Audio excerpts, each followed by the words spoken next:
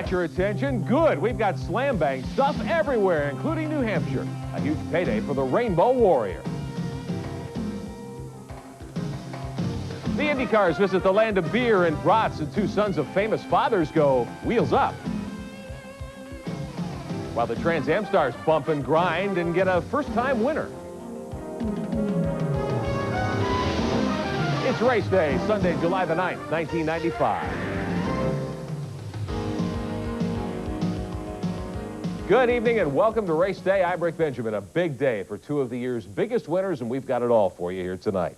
We begin up in New England, where the Winston Cup stars went searching for big paychecks at New Hampshire International Speedway. The Ford team's headed up by Mark Martin, who had the pole, looking for a big day today at a track where aerodynamics aren't quite as important. Martin, searching for his first victory since Talladega several weeks ago, led early on. On the AM edition of Race Day, Glenn Jarrett had predicted a big day for Brother Dale. That went away early. Jeff Bodine boots the 28 here before 20 laps were in. Dave Marcus taken along for the ride. Bodine had to spend a lap in the penalty box for the interference call. 30 laps into the 300-miler, Jimmy Hensley gets loose into one, slaps the concrete in the Bill Davis car. Jimmy had to take a seat to collect himself. Bobby Labonte's had a great day and a great year, really, for Joe Gibbs, but today the crew made a rare mistake. They leave a wrench hanging off a jack bolt. Bobby has to make an extra stop. That knocks him out of contention. Now, Jeff Gordon's week didn't start out well at all. The four-time winner this year slapped the wall Friday during pole qualifying and had to try again, starting 21st today. How strong was he? 40 laps in, Gordon goes on top. Martin and Gordon dominate through the mid-portions. Dale Earnhardt in contention. Jeremy Mayfield spinning here. Earnhardt and Dick Trickle got together just past halfway. Other drivers had good afternoons. John Andretti, with only 65 laps to go, led before having to pit for tires. That gave Michael Waltrip, he of boxing fame, gave him the top spot. Mike led a few laps too, until he had to stop. Earnhardt's chances evaporated with lug nut troubles on the 3 car. And Michael Waltrip's chances evaporated when he had to stop as well. Jeff Bodine with more troubles here. Mark Martin tried valiantly during this one. Final pit stops after the Jeff Bodine spin and wall whacking. Gordon first off of pit road. Morgan Shepherd put together a great run, moved to second late in the going, but could get no closer. Gordon flashes under the checkers first with Shepherd, Martin, and Labonte chasing him home. 6th win of the year for Gordon. I got the best dang crew chief out there. He's amazing. You know, people talked to me this morning, and I mean, we didn't do any practice for this race. That just shows you how good he is, or how lucky he can guess. I don't know, but you know, I was pretty confident in him going into the race. We had our troubles, and you know, this is a big test for this team to prove how strong we can be. We overcame an awful lot today. 5-point wins and the Winston Select, making 6 victories on the year for Jeff Gordon, and another huge paycheck over Shepherd and Martin, Labonte and Rudd.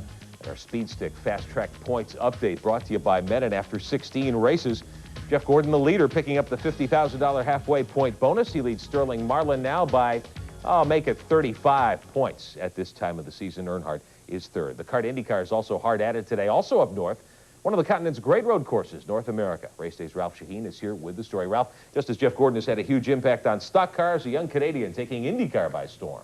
Rick, Jacques Villeneuve began the year with the win at Miami, then picked off the biggest prize of them all at Indy, and he had the pole today at Elkhart Lake. With 4 miles of newly paved racetrack in front of him, Villeneuve brings the field to the green. Robbie Gordon starts the action on and off course. His car eventually succumbed to mechanical woes. Now, have you ever changed lanes and not seen the car hiding in your blind spot, only to get an earful of blowing horn? Unfortunately for Michael Andretti, the Penske's don't have horns. Contact at 170+ miles an hour. Little Al and Michael ending their day on lap number 2. Brian Herta and Bobby Rahal battle for the same piece of asphalt. Herta locks it up, hits the gravel, brings out the yellow.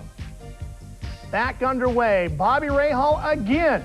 This time his teammate Raul Boisel. Rahal comes out on top of this one. With less than 5 laps to go, the yellow comes out as problems hit some of the front runners. First, Teo Fabi exits the track. Then, Gilles de Ferran stuffs his entry into the tires after contesting for the win all day. Back into the throttle as we close the race out with 2 laps to go. Paul Tracy, who struggled valiantly with a broken left foot, was no match on this day. Villeneuve had owned this one since the race began, giving the Indy 500 champ back-to-back Road America wins. For Villeneuve, it's his third win of 1995. For Ribeiro, his best career IndyCar finish. Now here's a look at our Speed Stick Fast Track point standings brought to you by Menon. Villeneuve stretches his points lead while the battle for second, Rick, heats up amongst 4 drivers. All right, thanks, Ralph. Stay right there. We're coming back to you in just a moment. I picked Ray Hall. He gets 5th today, and a call certainly to Tracy with a good second. More to come here. Near tragedy for a World of Outlaws star. Badly burned at Knoxville a few weeks ago. We'll be talking live to Aaron Berryhill. Plus, this weekend's Outlaw highlights from Doug Wolfgang's home turf of North Dakota. Stay buckled in. We're coming right back.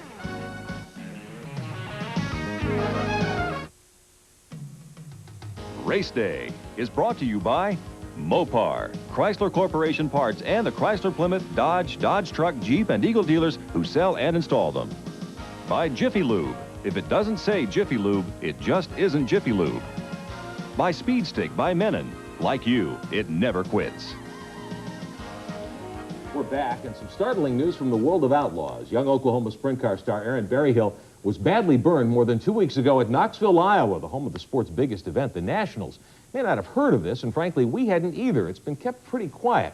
Ralph Shaheen back with us. Ralph, this incident has not received a lot of attention. How's Aaron doing? Well, luckily, Aaron is doing much better. In fact, Rick, he joins us now live from his home in Tulsa, Oklahoma. Aaron, thanks for joining us. How are you doing right now, and will we see you back in the cockpit anytime soon?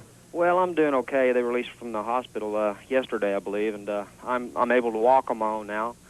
It's going to be a long, slow process. I'm looking to get back in the car by next season with a vengeance, but right now I'm in pretty intense pain, and it's going to be a while. Aaron, unfortunately, this is very reminiscent of a fiery Doug Wolfgang crash. Will there be any repercussions from your incident? Well, you know, I can feel with Doug, it's definitely one of the most severe pains anyone's ever felt. You know, but, you know, there's no one's blame. I'm not here to blame anybody. You know, it's just an accident that happened, and I'm going to just try and focus on getting better myself. Well, Aaron, thanks for joining us. We wish you the best. Hurry up, get better, and we'll see you at Knoxville, hopefully. Okay. You understand it was his legs that were so badly burned? Back of his legs, basically most of his lower extremities. A very frightening, very painful situation for Aaron, and we hope just the best that he'll hurry up and get better. Sure do. We wish him well and appreciate Aaron being on with us. All right, thanks, Ralph. Well, the World of Outlaws, meantime, are still storming the Great Plains. Sammy Swindell finally had a great week. He won 2 straight in Denver before the Nomads landed in North Dakota this weekend. Friday night, Red River Valley Speedway. Swindell had him covered again. Sammy takes off in the number 1 at the green, never looks back. Wasn't as easy as it looked. Last half of the race, Sammy ran with a broken steering box. Worried, and we really didn't get it fixed in time. We got a bolt stuck back in it and another nut on one of them, but we couldn't get to it to tighten it up, you know, so it wound up, it fell out, and the steering was flopping around pretty bad there at the end.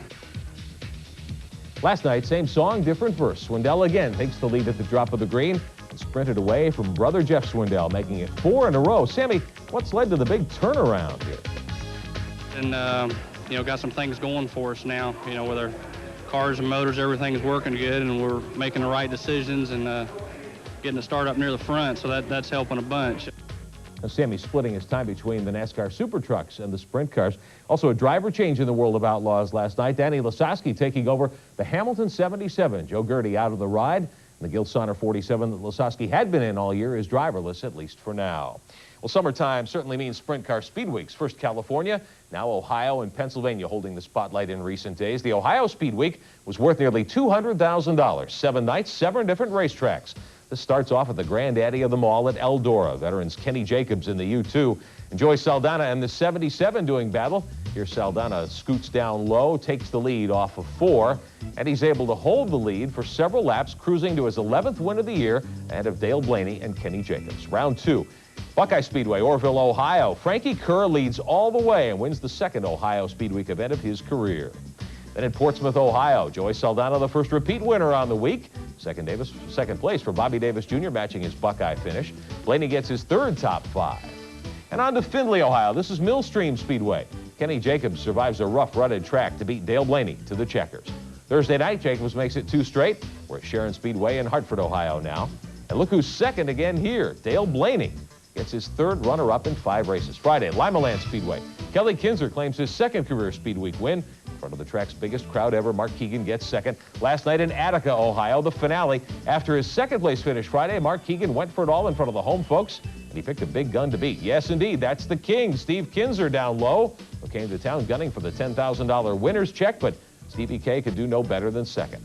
The week-long title goes to Dale Blaney, who never finished lower than 8th, outpointing two-time series champ Kenny Jacobs and two-time winner this week. By 22 markers, Jacobs finishes second, Kerr gets third. Now also on dirt, the Habit Tampa late models busy this weekend in my home area, Atomic Speedway, just outside of Knoxville, Tennessee last night, and what an upset. Scott Bloomquist led the show, first 34 laps, and then Skip Arp, a local chauffeur, moves down low. He'll go inside Bloomquist here through turns 1 and 2 at Atomic and into the top spot. Arp in the 31 car. He leads the final 66 laps, his first Habit Tampa win ever, and the $10,000 winner's check. Bloomquist is almost a local here. He races out of Mooresburg, Tennessee, holds on for second, keeps the series point lead. Cutsy winner Lamar Winkle, also a good night, a top 10 finish. Billy Ogle Jr., the many-time Atomic Track champ, finished third last night. One of the rare moments on the Habit Tampa Tour. The locals did very well against the touring pros. Hats off to all our friends at Atomic Speedway. More to come on race day. We'll go back to New Hampshire for more of today's Winston Cup battle. Not a bad day at all for the Blue Badged Brigade, even though they didn't win. And the USAC Sprint's busy in Indiana. Some hard hits and some hot action. All the highlights coming up.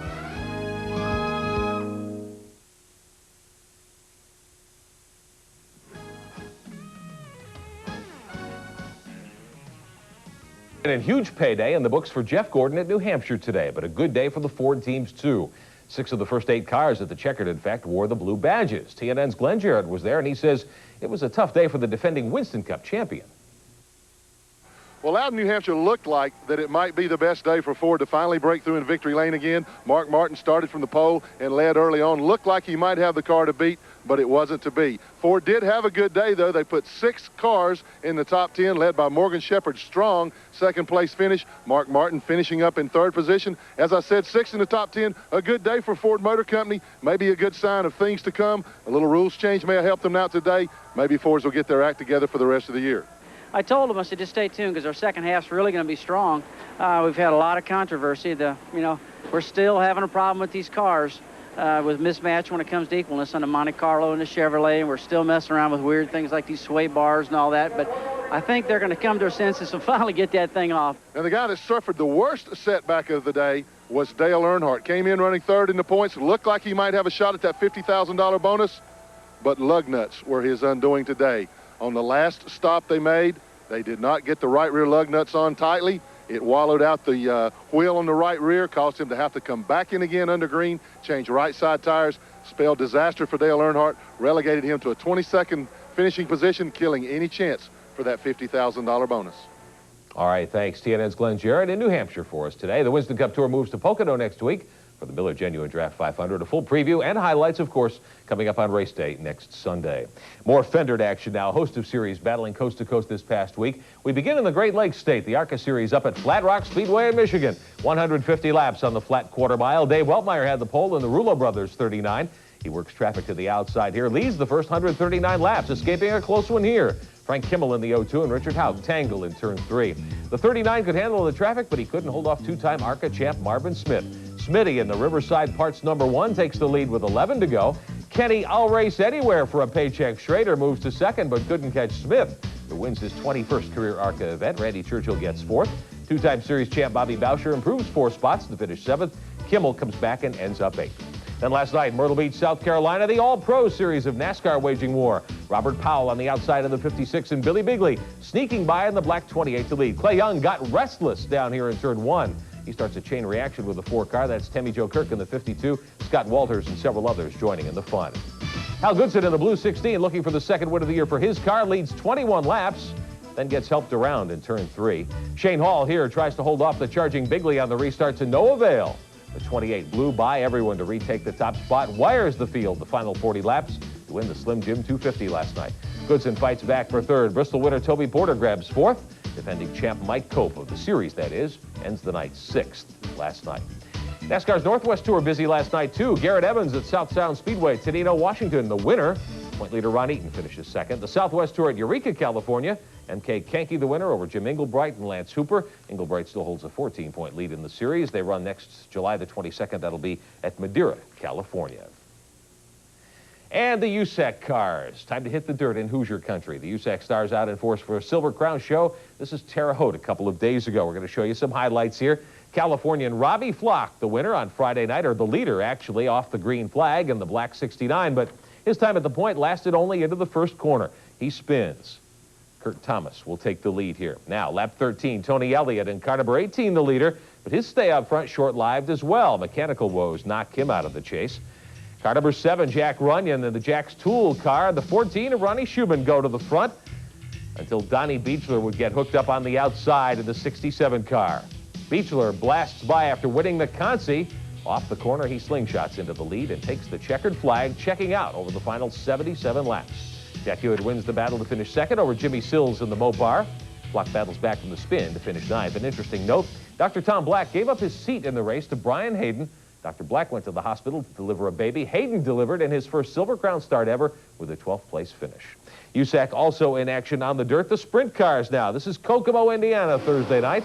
Tony Elliott in the 57, the early leader, while behind him the mad scramble is on to keep up, but no one could. Elliott, who made the final from the consolation, cruises untouched to the checkers, rim riding there. Then last night, the Loctite USAC sprint cars in Paragon, Indiana. Again, Elliott in the thick of things, battling quick-timer Jack Hewitt in the Hampshire 63. Elliott bangs with the leader. Hewitt does a 360 and keeps going, still out front. Elliott stays on the gas, too. Hewitt holds on for the win, an unbeatable 44th birthday present for Jack. Now the sprint car point standings, a three-way dead heat up top. Stewart, Eric Gordon, Doug Kalita, all tied at the top. Hewitt's win leaves him fifth. He is 153 points behind after the action this weekend. There's more to come on race day. The SCCA's Trans Am Tour, also at Road America this weekend. Plenty of bumping and banging and a new face in victory lane. And as we head to break, here's the Motorsports TV lineup in the week to come, capped off, of course, by race day next Sunday at 11:30 and 7:30 Eastern. Hang in there. We're coming right back. Back on race day, now road racing. The SCCA's Trans Am Stars ran their 6th event of the year this weekend, also on the card at Road America. Ron Fellows and Dorsey Schrader have split the past 4 events, while point leader Tommy Kendall is still looking for his first victory of the year. Matt Yoakum has our story. Tommy Kendall started 5th after the Fast 5 inversion and was trying hard to make up those positions. Too hard. Here he does a 360 attempting to get underneath Price Cobb for second. Kendall escaped damage but lost tons of positions that are hard to come by. Just ask Ford driver Dorsey Schrader. He tries to shove his way past a very wide Jamie Gallus and sends the youngster spinning. SCCA officials then sent Schrader to pit road for a stop-and-go penalty. Late in the race, Kendall clawed his way into contention again, and again going for second proved to be a problem. Ron Fellows goes flying off the track after a Kendall nudge. That shove propelled Kendall into second, while Fellows walked to the SCCA trailer. Out on the track, Kendall's comeback was complete when he grabbed the top spot from Boris Said. From there, Kendall sprinted to the finish in a meeting with officials. After further review, Kendall was penalized 15 seconds, giving Said his first Trans Am win.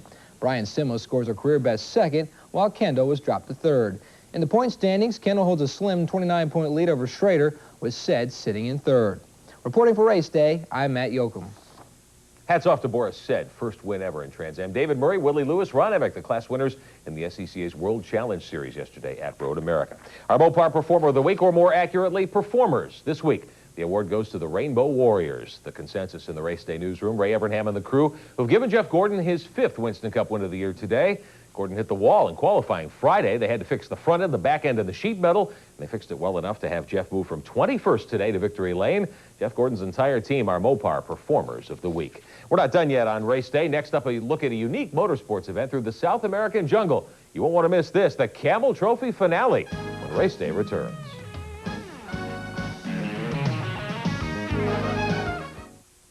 We're back. You know, they call the Camel Trophy race the Olympics of four-wheel drive competition. The 16th such event has ended its 3.5-week trek through Central America. Along the way, the team surveyed a previously uncharted Mayan city on their way to the coveted trophy. Teams from 20 nations, including the first woman from the U.S., endured searing heat, 20-hour days, bugs and snakes, and not much sleep as they drove their Land Rover Discoveries 1,100 miles through Belize and Mexico, Guatemala and Honduras and El Salvador. The U.S. team of Jim Sweat from Lebanon, Connecticut, and Daphne Green of Ross, California, were 4th after the first series of competitive special tasks. They took place at the beginning and the end of the grueling adventure. But their hopes for a high finish were dashed on the next-to-last day of competition. Daphne suffered a severely sprained ankle after stepping on a submerged rock. Despite the disappointment, the team felt good about what they'd done. Daphne and I both are very competitive, but the question still is, we didn't really come here to beat everybody. We came here to enjoy the friendships and the camaraderie that's going to come out of this. Final results saw the Czech Republic team win both the special tasks and the overall Camel Trophy, while the Russian pairing was honored with the Team Spirit Award. Well, next year, the Camel Trophy returns to the island of Borneo. The teams will navigate across Kalimantan in Indonesia, among other parts of that trip, and we'll have it all for you here on Race Day. That's all the time we have this week. Thanks for watching. Next week, the Winston Cup stars in ARCA 2 head to the 2.5-mile triangle at Pocono, Pennsylvania. I'll be there, too, to bring you another edition of Race Day at 11:30 in the morning and 7:30 in the evening Eastern. Indy cars run in Toronto at Exhibition Place. A ton of other action. We'll have it all for you next week on Race Day. Have a great week. See you next Sunday. Race Day is brought to you by Mopar, Chrysler Corporation Parts, and the Chrysler Plymouth, Dodge, Dodge Truck, Jeep, and Eagle dealers who sell and install them. Promotional fee and consideration have been paid by Racing Radios. For all of your business and racing communications needs, as well as scanners and frequency lists, call on Racing Radios at 1-800-669-1522. By Master Van and Trucks, the official van of Richard Petty Racing, authorized converter of Chevy, Dodge, and Ford. For the nearest dealer, call 1-800-883-6101.